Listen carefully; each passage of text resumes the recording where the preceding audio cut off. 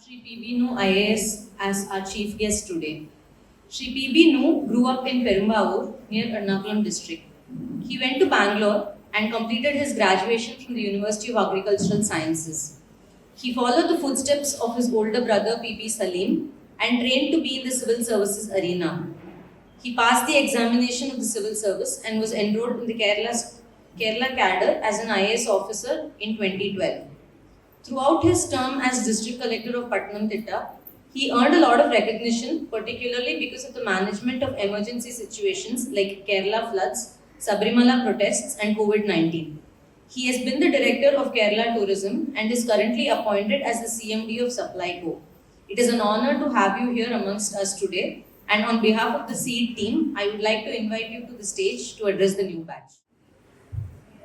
Respected Chairman of the Trust, respected board members, respected faculties, the head of the academics, and all other faculties gathered over here, respected parents and my dear students.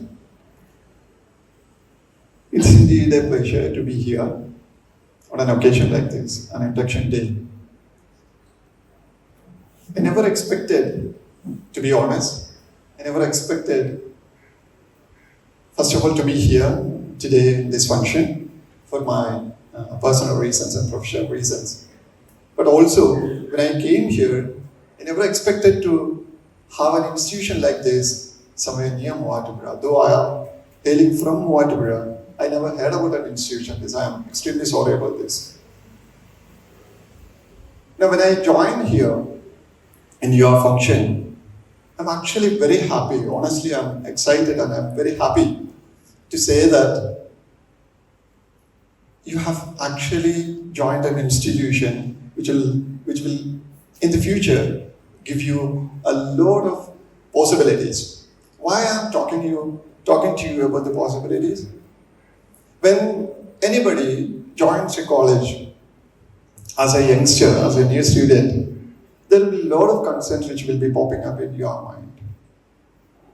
First of all, it will be like, how am I going to study here? What are they going to teach? I have no idea about it at all. This architect related things, you will have lot of worries.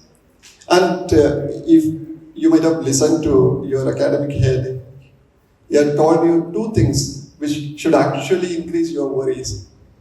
Number one, there were 39 colleges in Kerala a decade back.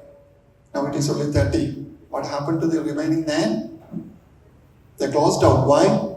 Probably there is a lot of architects out there. Probably there is not that many opportunities are not there. Probably, I do not know. And second reason of worry probably is that 20,000 professionals every year, right? 20,000 architects getting out every year. So you are adding to that crowd. Now, how are you going to deliver? Do we have enough opportunities out there?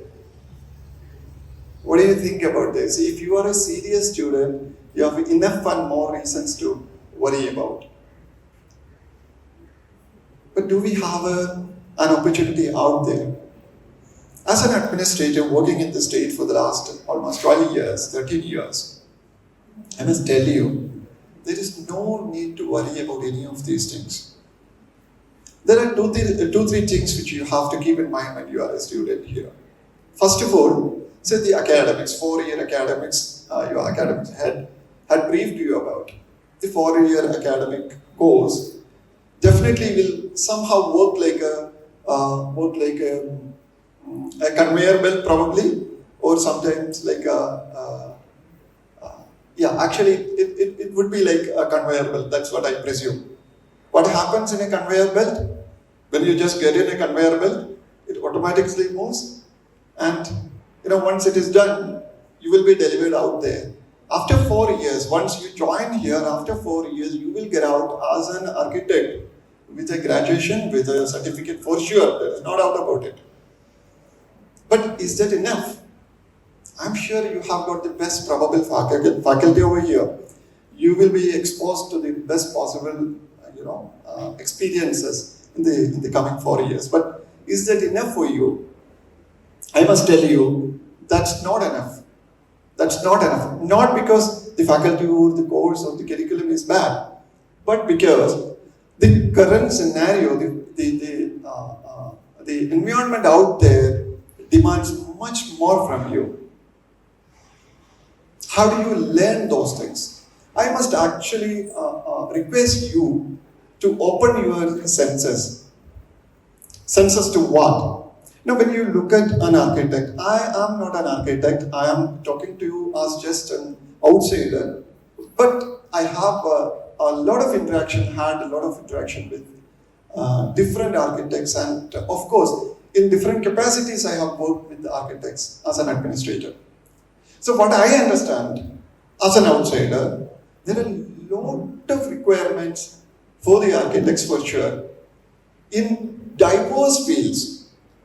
And do we have sufficient qualified architects out there? I seriously doubt.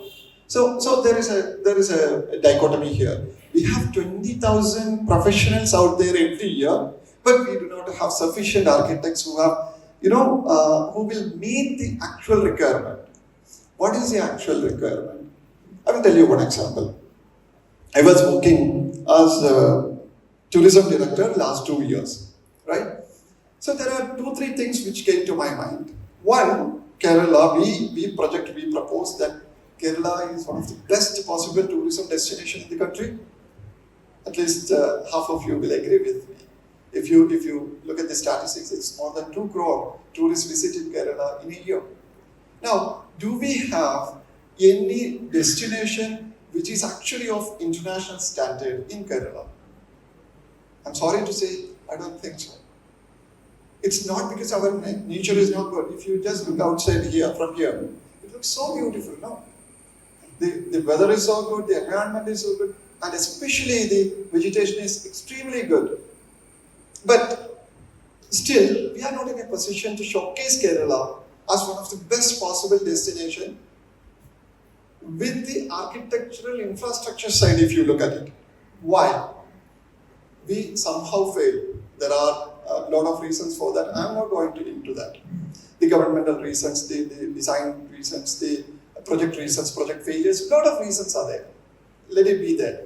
But our point here is, like, whether as an architect or as an architecture firm, whether we were in a position to deliver or whether we were in a position to influence the government policies in such a way that in Kerala, whatever we design has to be of certain standard that everybody should be looking into it.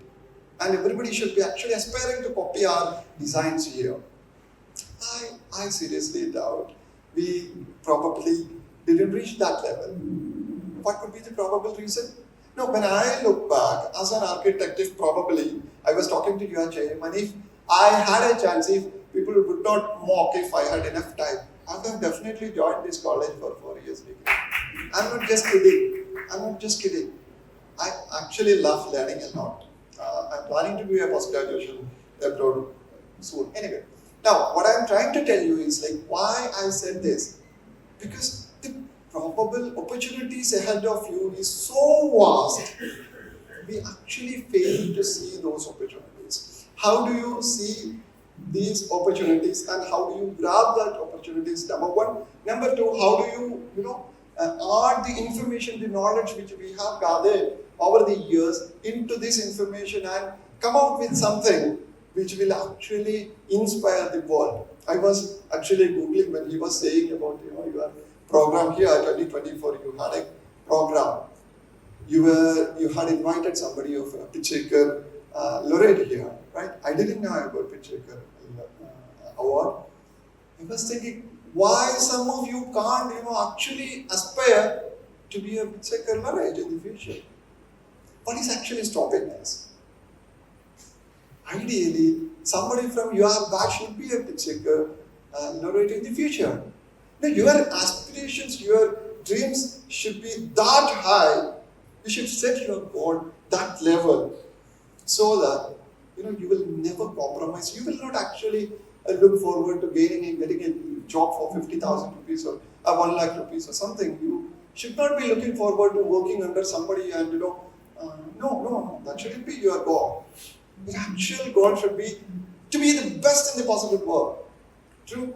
When you go abroad, any city, any non-city in the world, you will see some of the architectural designs which will actually inspire you, beyond your imagination. When I was in Barcelona, I visited Barcelona, I was actually shocked to see that everybody in Barcelona, every shop, every memento, everything you buy, every tourist guide, every document which you see, everything you Google about Barcelona talks about just one person. Who is that guy? Anthony Gaudí. Who is that? What he did? He's just an architect. Now, my point is like such a big city in the world. It talks about just one person. Why? Because that is the kind of aura he has got. That is the kind of structures he has designed. You just go to Google Familia, Sagrada Familia, right? Yeah. I visited that. That's a cathedral in Barcelona. Now, when you visit that cathedral, you will definitely understand why this guy is so famous. The reason is that kind of a structure is what he has created there. Now, after visiting that, when you travel around the city, you, without an architect background, you will be able to recognize, yes, probably this structure is also by Anthony Gaudí. Right? This structure is probably also by him. Why? Because that is the unique design structures which he has designed. Now, I will come to one more point. How do we reach that level? Well, in my point of view, it could be anything. But you have to find a niche area for yourself. To add to your information knowledge, you should actually gather as much information and knowledge as possible from as many different areas as possible. My dear students, you have actually started you are in a turning point of your life. Graduation is a time where you decide your future. You can just be a part of this crowd, Imatul Dawla or something. I don't remember this exact name, Imatul Dawla, I guess. Again, it is a tomb. Now, you must also know that this Taj Mahal has been designed based on the structure of Imatul Dawla, also the Humayun's tomb. So there are two structures preceding to the construction of this Taj Mahal, which has actually inspired the construction of Taj Mahal. What does it mean? So it's not only about Taj Mahal, it's about the other structures which has actually inspired the construction of Taj Mahal, the design components which has been incorporated into Taj Mahal, which has been inspired by some other structures. True? So these things have come from different places, different architects, different ideas, different new technologies which has emerged. So these all informations has already been put together into a marvelous structure called Taj Mahal. Now, as an architect student, what you should learn? I do not know, I am not from your background, but as an outsider, this is what I feel. You must be the person who should get cues from all these sources. Think about the nature. Think about the nature. Why do we have this kind of plants and animals here? The flora and fauna of a tropical climate like Kerala or India. We have very unique weather here. We have very unique, and because of that weather, very unique flora and fauna. Now, these things has to be there in the structure which you design, right? It has to be unique. Why do we just copy something which the Europeans have invented? Why can't we come up with something of your own? When you go to MP, probably you will visit Sanji Stupa. When did they construct Sanji Stupa? It's in 3 BC. It's almost, 2,300 years old. There is a structure. You must visit this place and you will be surprised to see the kind of work they have done, say 2,300 years ago. The design elements, the components, the minute aspects, the nuances, the relief work, the sculptures, and the story they have told us in those small spaces. around that stupa. Now, what I am trying to tell you, where did we get all this information? These are the information which we have gathered over thousands of years.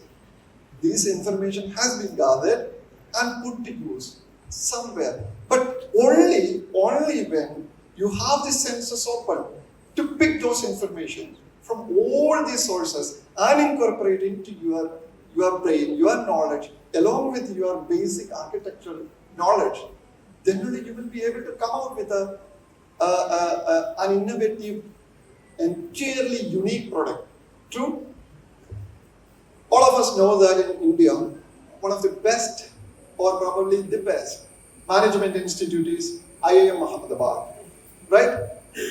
All of you know that. I.A.S. Ahmedabad is one of the best management institute in the country. How many of you have given a serious look into the logo of I.A.S. Ahmedabad? Can anybody tell me? Anybody had a look into the logo of I.A.S. Ahmedabad? Probably not from the faculty, but any student. You should look into the logo of I.A.S. Ahmedabad. And you should also Google what has inspired this I.A.S. Ahmedabad logo. And you will be surprised to see this is inspired by a window, just a window of a masjid. Surprising, right? I.A.S. Ahmedabad logo from the window of a masjid. The masjid is located in Hyderabad. It is already there, still there. Sidi Syed Mosque. But how can the window of a masjid inspire such a premier, management institute's logo? It's not because it is a masjid. It's not because of anything else other than its unique feature. The kind of sculpture or the carving that they have done it in a red sandstone. The Jali of Sidi Syed Mosque. You just Google it.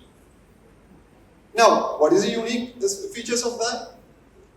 In 1500s or so, they have constructed a masjid, constructed by the Sultanate of Gujarat or somebody, and it has actually copied a lot of components of the initial wisdom which we already had. True. Now what I am trying to tell you here, it's about history. Whatever we had in the last, say, thousands of years ago, all this knowledge has been accumulated and has been kept here and there. It's not compiled somewhere to serve you on a platter. You have to have wide understanding and wide reading. It's about geography. Think about geography. Now, when you look at the features of the architecture design in Kashmir, okay, the old structures of Kashmir, you just have a look at it. Why do we have a different structure in Kashmir compared to Kerala? Or I'll tell you another simple example. Think about the dress which we wear, the traditional wear we have. Okay, Kerala, Rajasthan, or maybe some other, maybe Middle East, maybe Europe. Why different people do wear different kinds of dress? Other than the fashion statement, which we also copy these structures from here and there. But what was the actual reason why people do wear this kind of dress? Why our ancient people didn't wear a suit and shoe and a necktie? Why? There are reasons. There's historical and more important, it's geographical reason, right?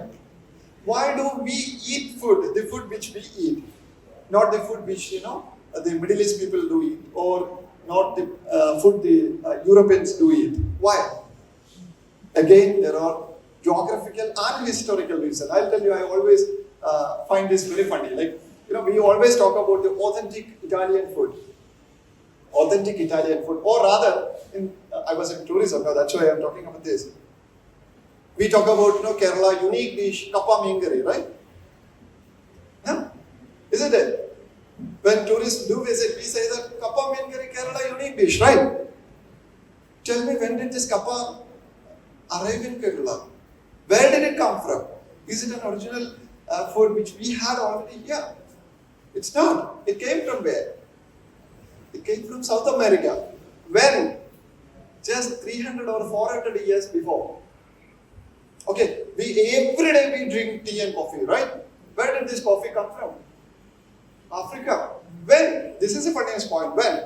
It's not 1,000 years back, it's not 2,000 years back, just 200 years back. One saint brought it, hiding it in his ear, 2 or 3 beans, and planted it near Mangalapuram. As the story goes. Anyway, my point is here.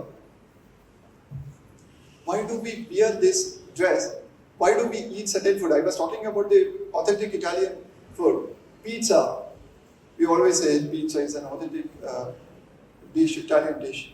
But whatever we add in pizza, let it be chili, let it be tomato, all these things came from South America only after 1500. Now, what I'm trying to tell you is like all these cultural aspects has been inspired, has been modified by the historical, geographical, and of course economical reasons.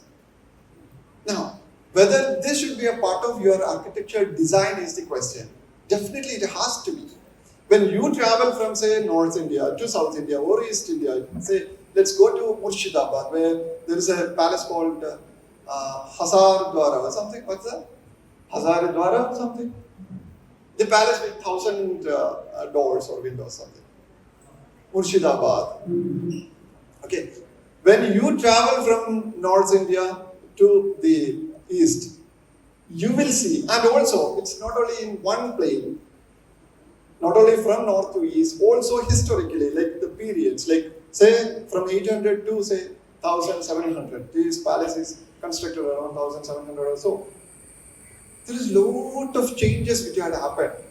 Not only the design components, not only the components which has copied, traveled across the globe and copied in these structures, but also the evolving technology and the technology information which is also incorporated into these structures. Now, I've told you 2 religions which you have to keep in mind: the technological evolution, the historical advancements. When you know in the Europe, when the Mongols invaded Europe, we know the story about the invasion and all. But when the Mongols invaded Europe, there were a lot of information which they have copied from one place and replicated in the other place. That is how you will be surprised to see some of the technologies they have copied from China. They gave it to the Europe, and that has been instrumental for the European Renaissance in the 15th century. Now, what is our point here? If you do not look into the history, if you do not look into the geography and learn the elements of this history and geography, if you do not look into the nature, and if you do not get inspired by the nature, and if you cannot, replicate it in your designs, probably, I think you will again end up with a mediocre architect who will be actually searching for a job. Now, as an administrator, how do I see it? If you look at it, I'm sure that there are thousands of opportunities out there in different fields, different departments, different areas. It won't be very easy for you to get in and come out with a successful policy or something, or maybe a project. It won't be very easy. I'm sure about this. But as an architect firm or as an aspiring architect, you should actually keep trying to get involved in the policy and in the industry. He was talking about the industry connect. What do you mean by industry connect? There are a lot of demands in the industry. You will be working with them, and you will come out with some solutions which the industry requires.